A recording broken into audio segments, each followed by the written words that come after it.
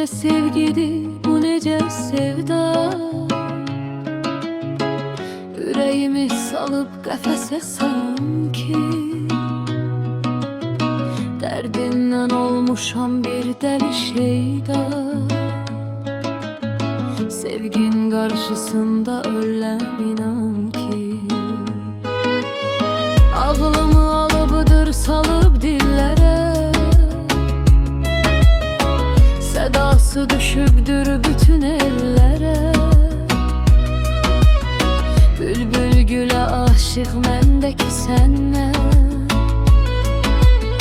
saf eşqimdən yazdım bu sətirlərə.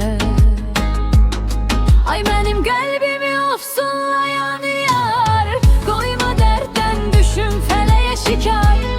Kaman simləri tək qırma könlümü, etmə biganəlik, gəl olma əğyar.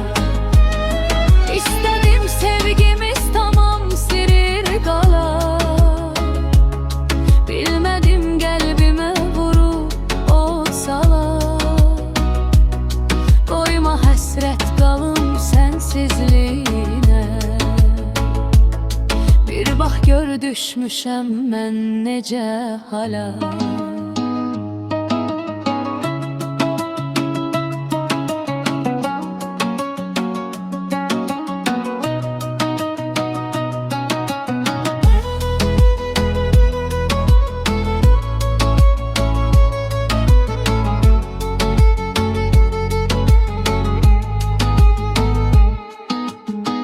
Dilimdə dolaşan sözüm olmuşsan, ruhumu titrədən simə dolmuşsan. Qəlbim mənim deyil, duyasam bəlkə, sənin həsrətindən gül tək solmuşam. Ay mənim qəlbimi ofsunlayan yar, qoyma dərddən düşüm fələyə şikar.